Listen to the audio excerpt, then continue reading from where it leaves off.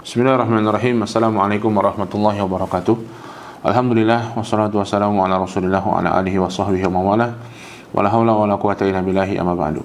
Sahabat sekalian yang dirahmati Allah Subhanahu wa taala. Alhamdulillah kembali pada kesempatan yang berbahagia di pagi hari ini kita bisa bertemu melalui media ini, dan insyaallah kita akan kembali melanjutkan kajian kita masih dalam kitab Bahjah Qulubil Abrar, sebuah kitab yang disusun oleh Al-Imam Abdurrahman bin Nasir As-Sa'di rahimahullah ta'ala, yang berisi hadis-hadis Nabi SAW yang pilihan, yang memiliki makna yang sangat dalam dan luas, yang bisa kita manfaatkan, yang bisa kita pelajari untuk kebaikan kehidupan kita dunia dan akhirat. Dan kita masih pada hadis yang ke-12. Nabi Hurairah radhiyallahu ta'ala anhu qala Rasulullah sallallahu alaihi wasallam, dari sahabat Abu Hurairah radhiyallahu ta'ala anhu, beliau berkata, Rasulullah sallallahu alaihi wasallam bersabda, al-mu'min al-qawi khairun wa ahabbu ila Allah minal mu'min ad-dha'if.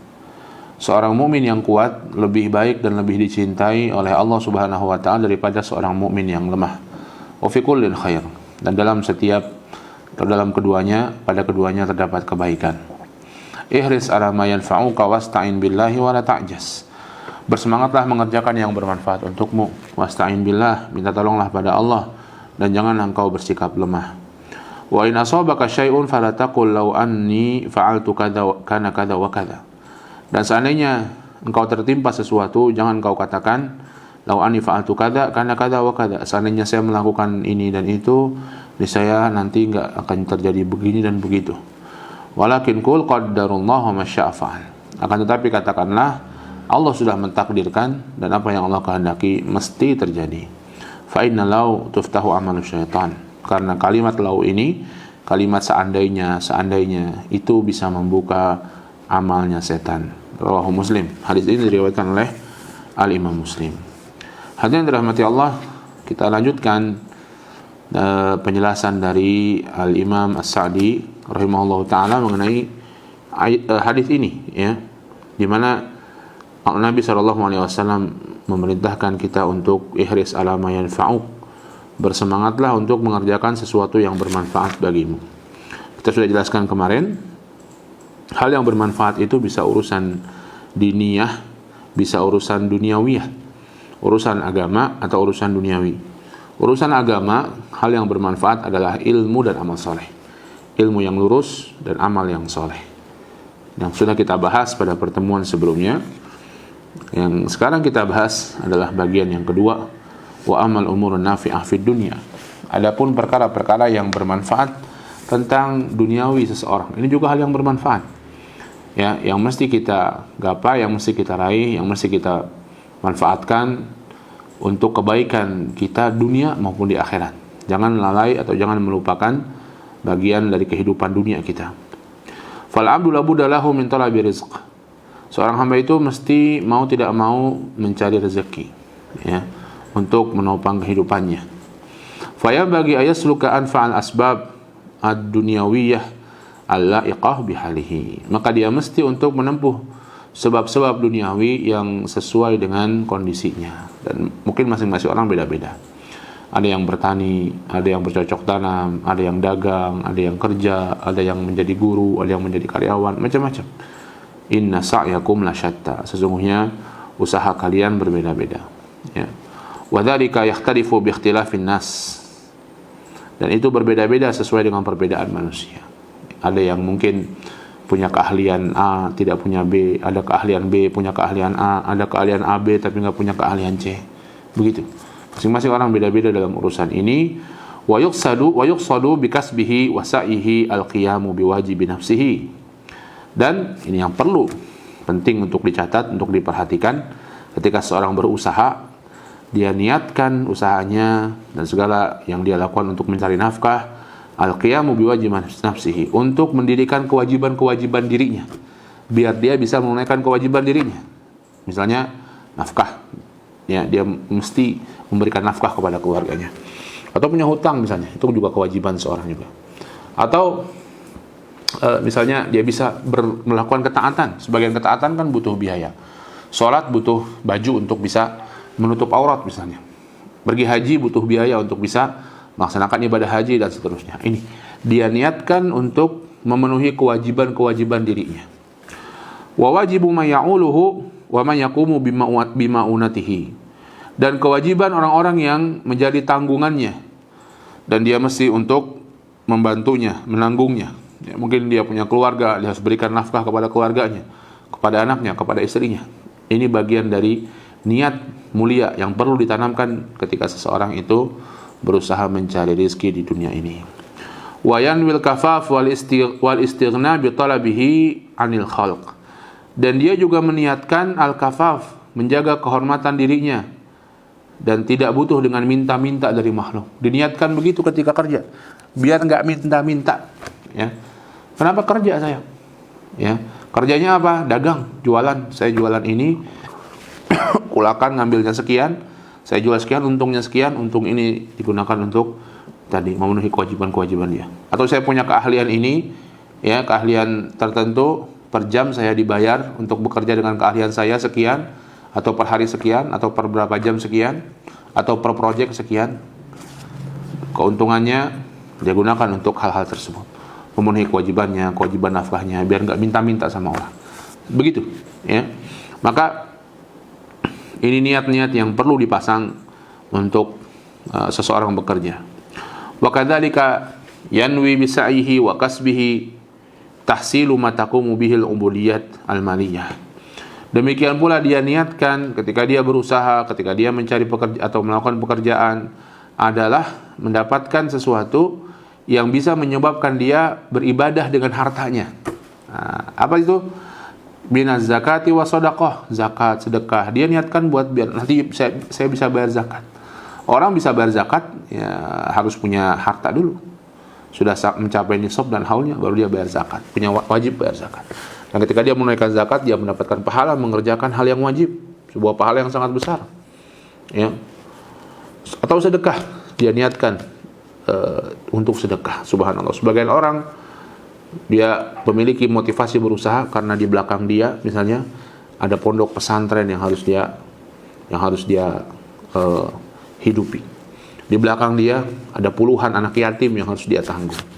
Sehingga dia termotivasi untuk berusaha, bekerja, ya, dagang atau mungkin berbagai macam urusan yang dia lakukan. Ini insyaallah sebuah hal yang sangat mulia. Wa nafaqatil al-khairiyatil khassati wal 'ammati mimma yatawaqqafu 'alal mal. Dan nafkah-nafkah lain yang saluran-saluran kebaikan yang lain, baik yang khusus maupun yang umum, yang itu mempergunakan harta semuanya. Ya, bantu orang, bantu bikin sumur. Ya, apalagi zaman sekarang ini banyak orang yang sangat membutuhkan bantuan, ya. Wa yuqsadu al-makasib at-thayyibah mutajanniban lil makasib al-khabithah al-muharramah. Dan dia pun meniatkan, ya, saluran-saluran usaha yang baik dan menjauhkan diri dari usaha-usaha yang buruk yang diharamkan oleh Allah Subhanahu wa taala. Ya, dia juga niatkan seperti itu. Jangan sampai terjatuh pada usaha-usaha yang diharamkan oleh Allah, baik yang diharamkan zatnya seperti perzinahan, jual beli sesuatu yang diharamkan, ya, atau diharamkan karena hasilnya, misalnya dengan korupsi, dengan menipu, dengan berbagai macam hal, ya, yang itu semuanya kemaksiatan kepada Allah. Ini yang perlu dicamkan pada hati seseorang ketika dia mengamalkan amalan-amalan duniawi, ya. Kemudian beliau melanjutkan rahimahullahu taala, "Famata kana talabul 'abdi wa sa'yuhu fid dunya li hadhihi al-maqasid al-jarilah wa salaka anfa'a tariqin yarahu munasiban li halihi kanat harakatuhu wa sa'yuhu qurbatan yataqarrabu ila Allah biha." Maka ketika seorang hamba berusaha di dunia ini dengan maksud-maksud yang mulia yang sudah disebutkan tadi, biar dia bisa memenuhi kewajiban dia, biar dia bisa memberikan nafkah, biar dia bisa sedekah, ya, menjaga dari minta-minta, menjaga dari hal-hal yang haram, dan dia menempuh cara yang terbaik yang paling cocok sesuai dengan kondisinya, maka harakatuhu wa sa'yuhu, gerakan-gerakan dia, jalannya dia, usahanya dia, semuanya itu adalah yataqarrabu ilallah biha.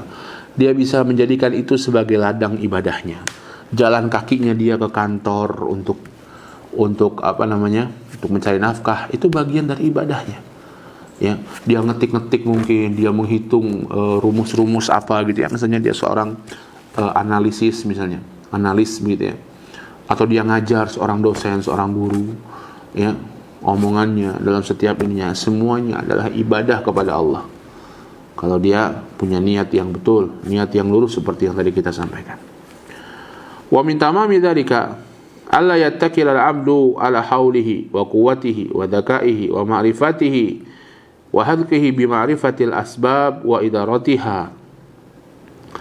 Dan penyempurna hal itu, yang menyempurnakan usaha dia yang baik itu, jangan sampai seorang hamba bersandar pada kekuatannya, pada kemampuannya, pada kecerdasannya, pada ilmunya, ya, pada kemampuannya untuk bisa memanage sesuatu, ya. Bal yasta'inu bi rabbih mutawakkilan alaihi. Tapi dia minta tolong kepada Allah, bertawakal kepada Allah. Itu sudah, niatnya sudah bagus, yang dikerjakan, yang dilakukan adalah pekerjaan-pekerjaan yang halal. Kemudian hati ini bersandarnya sama Allah. Jangan bersandar pada, oh saya ini jago programmer, pasti saya bisa mengerjakan itu. Bersandar pada kemampuan diri. Oke, itu mungkin bikin program-program yang bermanfaat, baik, halal. Dia niat juga sedekah. Tapi kadang ini suka terlupa kita. Bersandar pada kemampuan diri kita sendiri. Kita nggak tawakal sama Allah Subhanahu Wa Taala. Kita nggak bertawakal kepada Allah. Kita nggak bersandar sama Allah. Kita bersandar pada kemampuan diri kita sendiri. Ya. Rajian minhu ayuyassirahu li aisyaril umur wa anjahiha wa aqrabiha tahsilan li muradihi. Dia mengharap pada Allah Subhanahu Wa Taala agar Allah memudahkan dia dengan perkara-perkara yang paling mudah, mensukseskan dia. Ya, bisa membuat dia menggapai sesuatu yang dia maksud, yang dia inginkan. Itu tawakal sama Allah gitu, ya Allah, gampangkan ya Allah. Ya Allah, mudahkan ya Allah. Kalau bertemu dengan dilema misalnya, harus pilih A dan B, ya, agar Allah memberi taufik pada kita untuk bisa memilih yang terbaik. Seperti itu, ya, musta'inan billah. Itu semua dengan cara kita beristi'anah kepada Allah Subhanahu wa taala. Wa yas'alu rabbahu ayubarika lahu fi rizqihi. Dan dia minta kepada Allah Subhanahu wa taala agar Allah memberikan berkah kepada rizkinya. Ini juga penting. Keberkahan pada rizki, bukan sekadar banyaknya rizki, tapi berkahnya rizki. Berkah itu bertambahnya kebaikan, dan ukurannya bukan banyak sedikitnya. Ya, keberkahan itu dari Allah Subhanahu wa taala. Ukurannya bukan banyak. Banyak aslinya berkah, artinya berkah, bukan. Sedikit artinya enggak berkah, bukan. Atau sebaliknya, yang berkah itu mesti sedikit, enggak selalu. Ya. Banyak berkah bisa, sedikit tidak berkah juga bisa. Ya. Keberkahan itu dari Allah Subhanahu wa taala, maka minta sama Allah Subhanahu wa taala. Fa awalu barakati rizq ayakuna muassisan ala taqwa wa niyati salihah. Maka awal keberkahan rizki itu adalah rizki tersebut menjadi pondasi seseorang untuk bisa bertakwa dan melakukan niat-niat yang baik. Itu tanda atau indikator bahwa rezekinya berkah. Dia bisa bertakwa dengan hal itu. Wa min barakati rizki ayuwaffiqal 'abd liwadhihi fi mawadhihi al-wajibah wal mustahabbah. Dan di antara berkahnya rizki, seorang hamba diberikan taufik, ayuwaffaqa al-'abdu, diberikan taufik seorang hamba itu untuk bisa menaruh rezekinya itu di tempat-tempat yang wajib dan mustahabbah.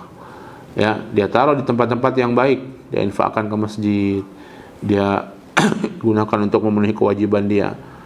Ini di antara berkahnya rizki. Kalau sudah dia taruhnya di tempat-tempat maksiat, dia taruhnya di bank-bank, deposito-deposito dengan deposito yang sifatnya ribawi, tabungan-tabungan, investasi-investasi yang sifatnya ribawi. Nah, ini juga di antara indikator rezeki yang tidak berkah. Wa min barakati rizq ayuwaffaqa al-'abdu liwadhihi fi mawadhi wajib. Wa min barakati rizq alla yansa al-'abdu al-fadla fil muamalah. Kama qala ta'ala wa la tansawul fadla bainakum bitaysiri 'alal musirin wal indharil mu'sirin wal muhabatu 'indal bai' wasyira' bima tayassara min qalilin aw kathirin. Di antara tanda baiknya rezeki adalah seorang hamba tidak lupa keutamaan orang-orang dalam bermuamalah, jasa-jasa orang lain dalam bermuamalah, enggak membuat dia melupakan. Ya, mungkin dia punya klien-klien yang baik pada dia enggak melupakan, dia doakan orang itu dengan kebaikan. Dia bersifat baik kepada klien tersebut. Mungkin dia punya atasan yang baik dengan dia.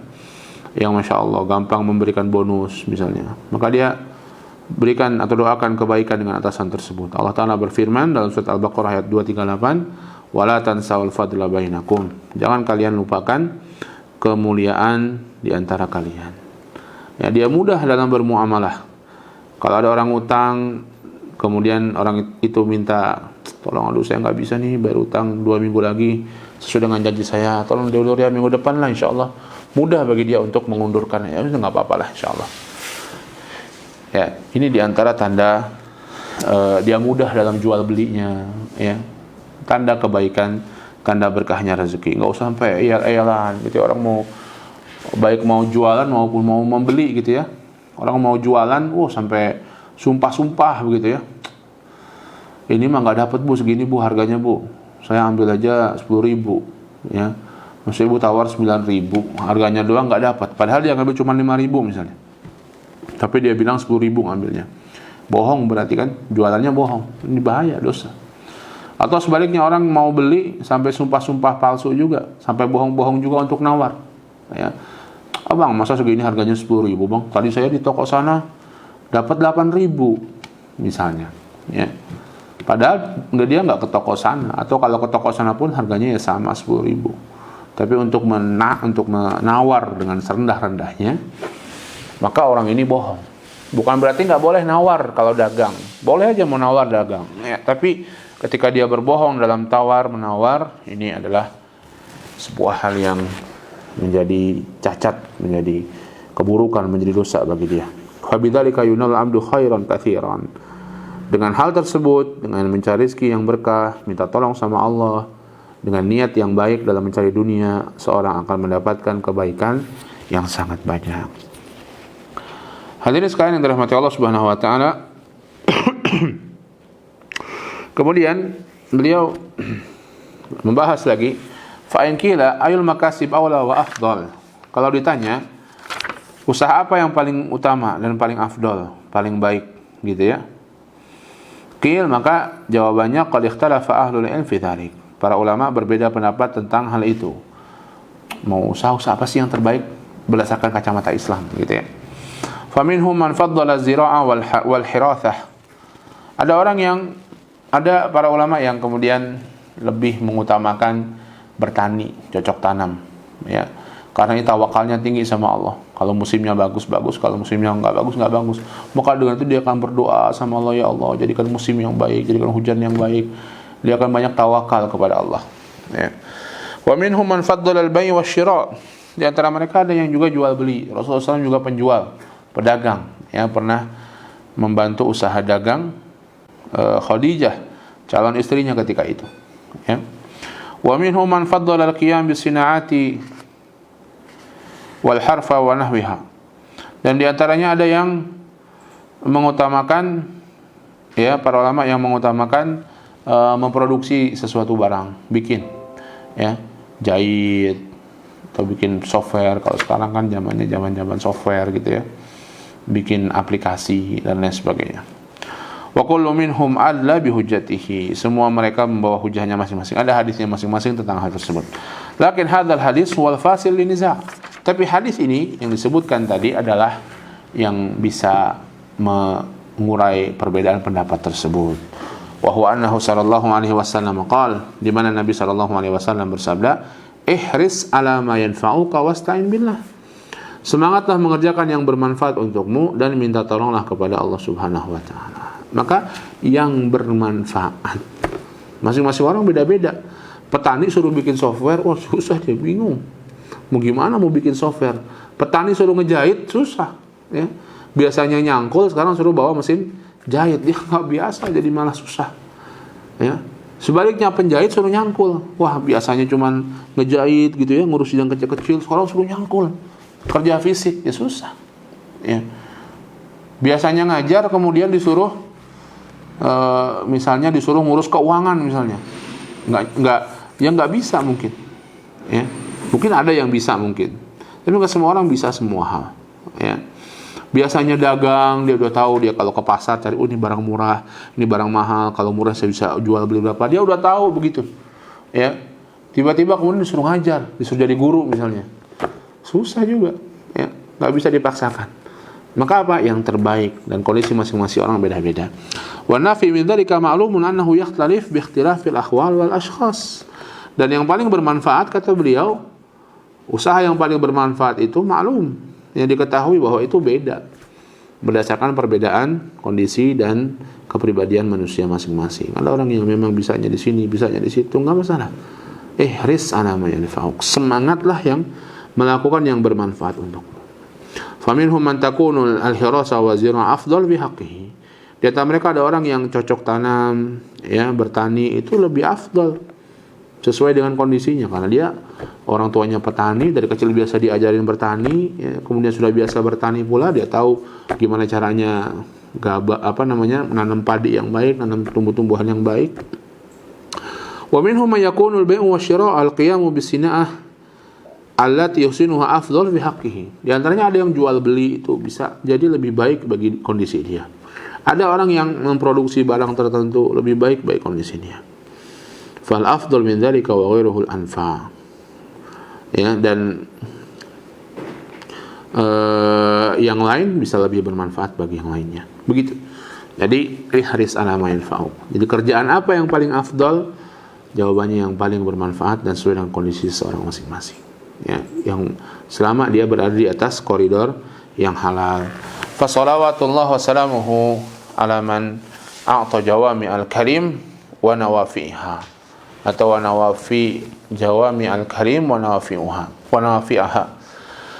Maka semoga salawat dan salam dari Allah Subhanahu wa taala kepada orang yang telah Allah berikan dia jawami'ul karim, perkataan yang ringkas, padat, dan yang paling bermanfaat. Kemudian sudah yang bermanfaat duniawi, niatnya baik, yang tadi kesimpulan bisa kita sampaikan, ya, niatnya baik, diniatkan untuk kebaikan, kerjaannya halal, minta tolong sama Allah Subhanahu wa taala, ya, dan sesuai dengan kemampuan orang tersebut. Ini untuk masalah duniawi. Tsumma innahu sallallahu alaihi wasallam khussa 'ala ridha bi qada'illahi wa qadrihi. Kemudian Nabi SAW selanjutnya mengkhususkan bagian ini adalah bagian untuk ridha dengan keputusan dan takdir Allah Subhanahu wa taala ba'da badlil juhd. Setelah seseorang itu mengusahakan sesuatu. Wastifraghil was'i fi al-hirsi 'ala nafi. Dan dia sudah mengupayakan untuk bersemangat atas hal yang bermanfaat, ditutup dengan ridha dengan takdir dan ketentuan Allah bagaimanapun yang Allah Subhanahu wa taala kehendaki dari hasil orang tersebut. Ya. Dimulai dengan ihris ala ma yanfa'uk, semangat yang bermanfaat, ditutup dengan ridha, ya, ridha. Kalau terjadi sesuatu, maka kata Nabi, jangan katakan andai saya begini begitu, nanti begini begitu, ya. Tapi katakan qadarullah wa masya'a fa'al. Allah mentakdirkan dan yang dia kehendaki pasti terjadi, ya. Ridha dengan takdir. Fa idza asaba al-'abdu ma yakrahuhu fala yunsabu dzalika ila tarki ba'dil asbab allati yadhunnu naf'aha law fa'alaha.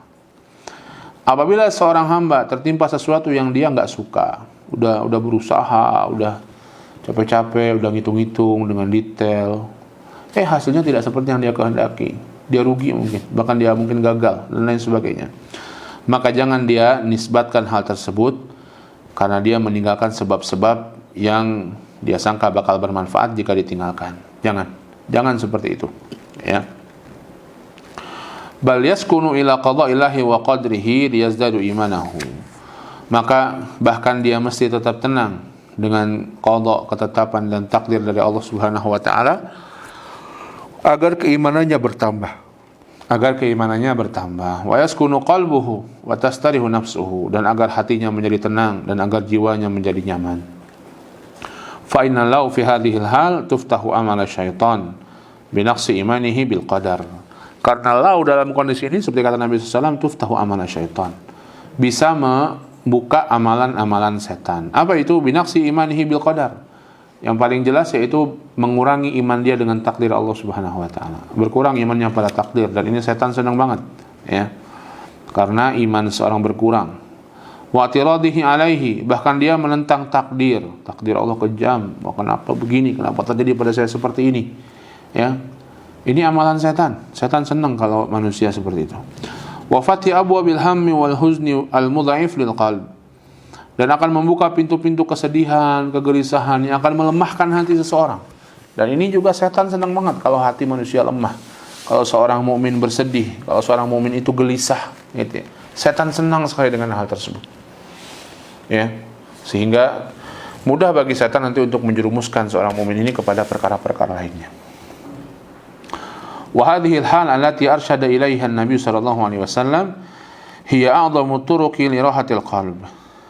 Dan kondisi ini atau perkara ini yang ditunjukkan oleh Nabi SAW, jangan ngomong lau-lau le, seandainya, kalau begini, kalau begitu, jangan.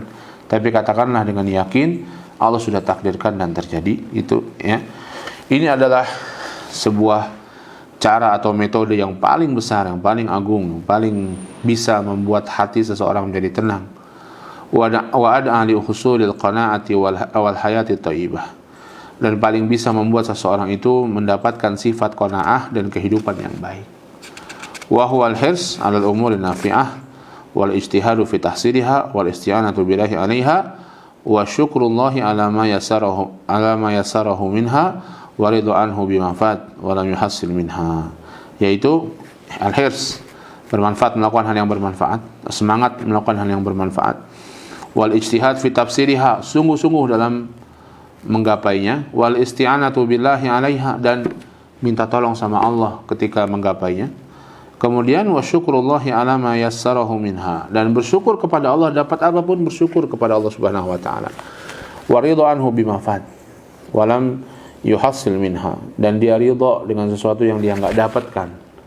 Ya, proyeksi keuntungannya kira-kira 10 juta misalnya. Cuma dapat 1 juta. Ya udah, ridho lah, ya.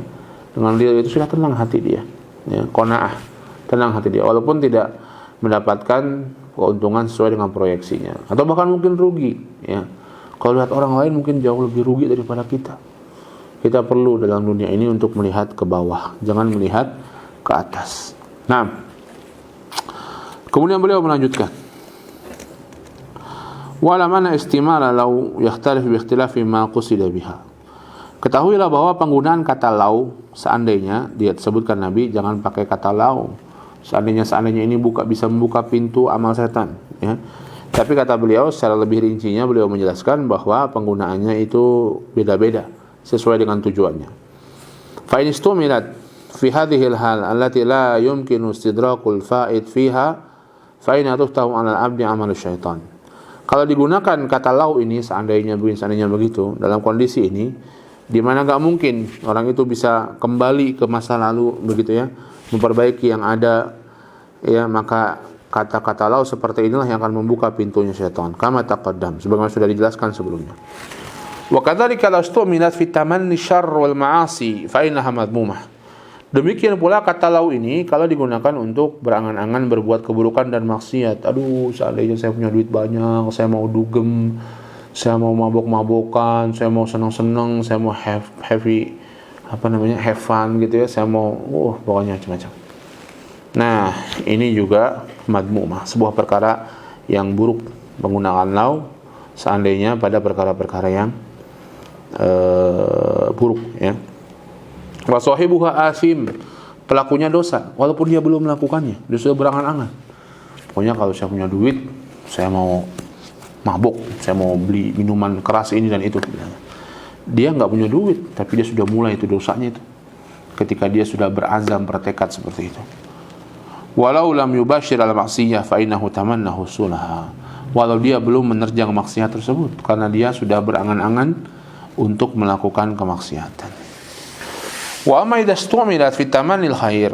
Adapun apabila dilakukan untuk berangan-angan kebaikan, ya Allah, kalau punya duit saya mau umroh deh. Ya Allah, kalau punya duit saya mau ngajiin umroh atau ngumrohin orang tua saya. Ya Allah, kalau saya punya duit saya mau bikin pesantren, pokoknya lah. Saya mau didik anak yatim, saya mau bikin kebaikan-kebaikan. Nah, ini juga ada lau, ada seandainya. Tapi seandainya yang baik, yang dapat pahala pelakunya. Au fi bayanil ilmin nafi fa innaha mahmudah. Atau menjelaskan ilmu yang bermanfaat, ya, sebagian menjelaskan ilmu itu perlu seandainya ada orang yang begini maka hukumnya begini, seandainya ada orang begini maka hukumnya begini, gitu. Menjelaskan ilmu yang bermanfaat pakai kalimat seandainya. maka ini terpuji, li'annal wasail laha ahkamul maqasid. Karena wasilah tujuan itu seperti hukumnya cara, hukumnya proses. Kalau tujuannya kebaikan, maka prosesnya adalah kebaikan. Kalau tujuannya ingin baik, maka bercita-cita mendapatkan tujuan baik itu kebaikan. Tapi kalau tujuannya buruk, maka bercita-cita itu adalah keburukan. Ya, maka kata lau ini, seandainya disebut Nabi ini menjadi buruk karena hasilnya akan buruk seorang. Kalau dia hanya sekedar berandai-andai, aduh, andainya dulu saya begini, bakalan nggak begini nih. Andainya tadi saya matiin kompor dulu, bakalan nggak kebakaran rumah saya misalnya. Andainya saya tadi coba perhatian sama anak saya, waduh, sekarang kecelakaan, dia nggak bakal kecelakaan misalnya begitu, ya. Nah ini mengenai perkataan lau yang disebutkan Nabi SAW dalam ayat tersebut. Dan sampai sini yang bisa kita bahas insyaallah, ya. Insyaallah kita akan melanjutkan lagi pembahasan kita pada pertemuan selanjutnya, mudah-mudahan ya masuk pada hadis yang ke-13.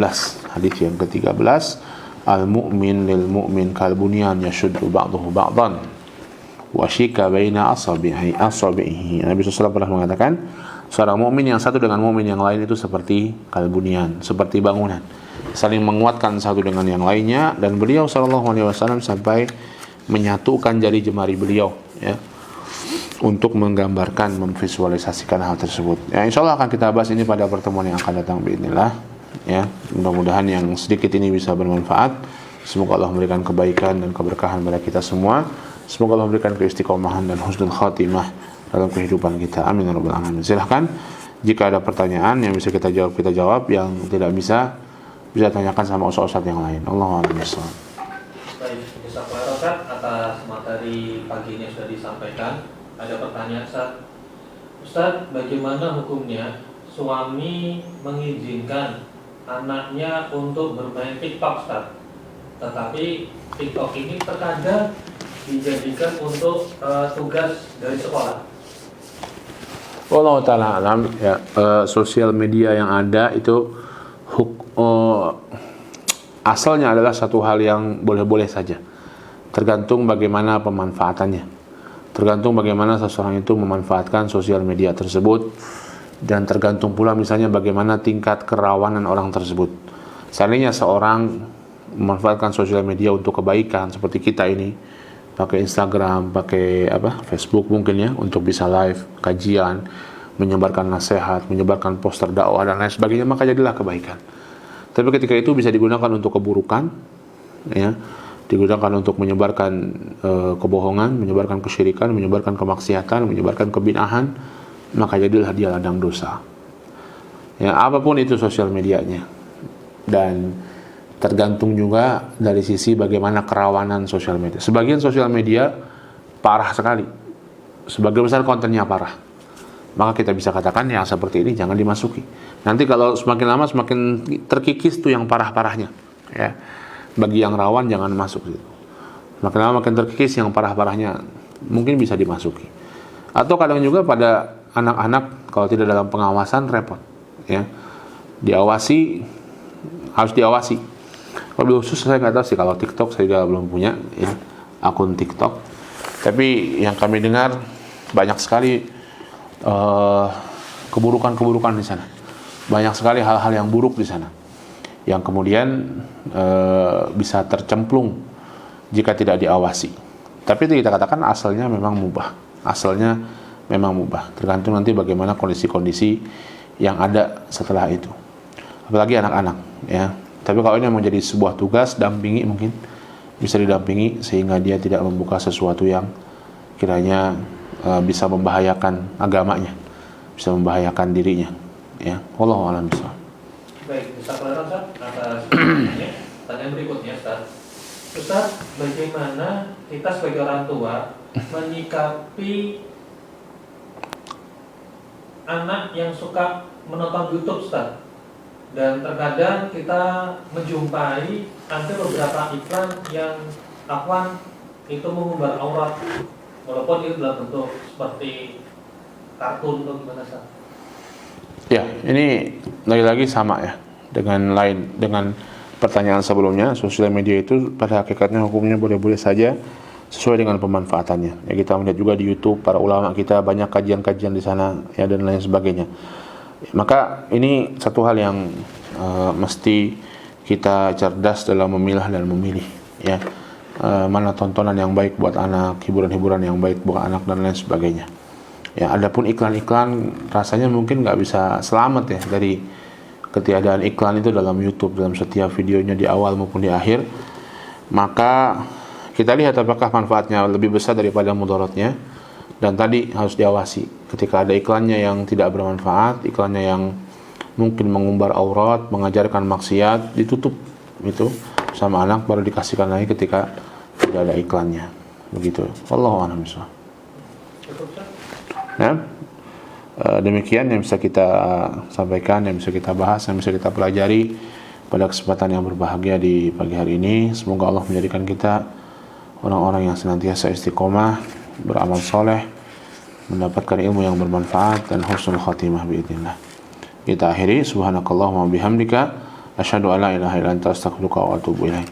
Billahi taufiq wal hidayah. Wassalamualaikum warahmatullahi wabarakatuh.